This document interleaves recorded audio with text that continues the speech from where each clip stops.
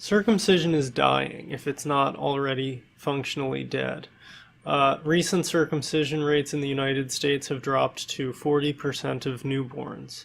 When I talk to Generation Z, when I talk to other millennials, they tell me that they don't understand circumcision, it doesn't make that much sense to them, and they're not going to do it to their children.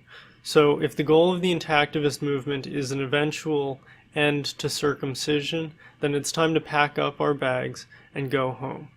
If that is the only goal of mainstream intactivism, it doesn't really make any sense to have any funding really for Intact America or Bloodstained Men or any other group. Furthermore, to the extent that these groups exist just as therapy, so that the protesters can go home saying, "I saved a boy today." Well, why the fuck are we paying for that? In my mind, intactivist movements and intactivist professional protest groups should exist for one reason and one reason only, and that is to spark a mass movement, a wave of anger, light the tinderbox, provoke young men to the point where they get angry and they get involved, provoke people to the point where circumcision taboo is broken, where people can speak about it publicly. There are reports from inside of the Bloodstained Men organization that they're all pretty black-pilled on this issue. They have no interest and no hope of provoking a mass movement around this issue, of effectively breaking the taboo. And if that's the case, I have to ask, why should they even exist? Now, again, if the goal is an eventual massive decline in circumcision, we're on track for that. We just have to keep breathing for the next 20 to 30 years. Generation Z and the millennials are not going to circumcise their children in any significant number. In my mind, the only reason that we should continue to fund professional intactivists is for the following goals: tissue regeneration for the victims, punishment for the perpetrators, and a ban on the practice until age 18. As we can see in European countries where the rate is very low, but there's no interest in a ban for the most part, we have to act now while there is a mass of circumcised men within an age bracket 18 to say 35 that can potentially get involved in politics and really strike fear into the heart of the civilization. We need to light the tinderbox if we want tissue regeneration, if we want a ban, if we want punishment for the perpetrators. If this practice simply dies out, we won't get anything of what we want. This brings me to For Regen.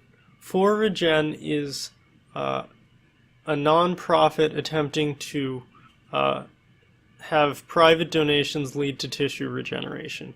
They're going at a rate of about $10,000 per month. They've got 2 biochemists, and it's just not going to happen within any reasonable span of time. They've been saying they'll be starting human trials in 2 years for 4 years now. They get half of their intended budget, $20,000 per month, and it's just not going to happen. This is the Manhattan Project of tissue regeneration.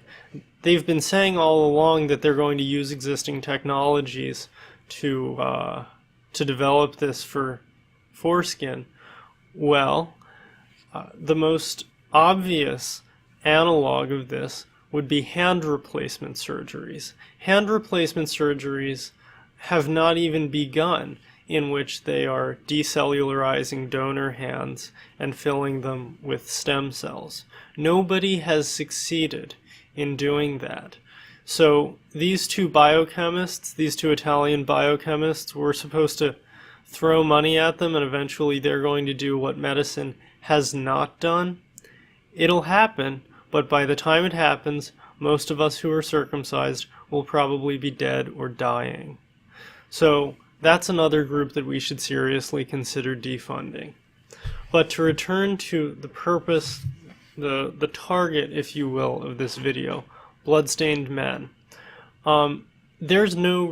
We don't need them. There's no reason for them to exist if they're not going to try to spark a mass movement. If they don't believe that such a mass movement is possible or desirable, then they have no more to offer us. Circumcision will end on its own, or come close to ending on its own. Furthermore, we pay their bills. We pay for the intactivism that they do. We fund them. And if they're not willing to listen to their base, if they're not willing to try out new strategies, it makes no sense for anybody to continue funding them.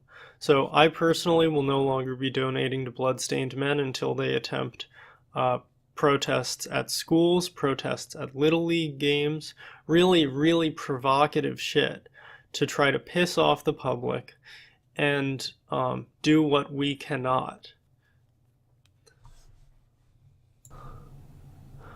One addendum, I want to make this clear. The Bloodstained Men and James Lowen's idea that everybody should just go try their own thing and see what works, this subjects the community, the intactivist community, this tiny little group, to divide and conquer. We're supposed to go and reinvent the wheel individually and show the Bloodstained Men if any of our strategies are effective.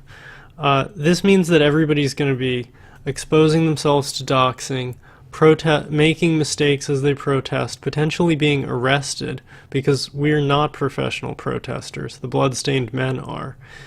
And this just ensures that we're spinning our wheels indefinitely while still funding the Bloodstained Men. So this needs to stop. The Bloodstained Men needs to be a laboratory of protest strategies, and if they're locked into one thing, and they have no interest in a mass movement that will get us our goals, they need to be defunded and replaced with an organization that's interested in tissue regeneration, in a ban on the practice, and in punishment for the perpetrators.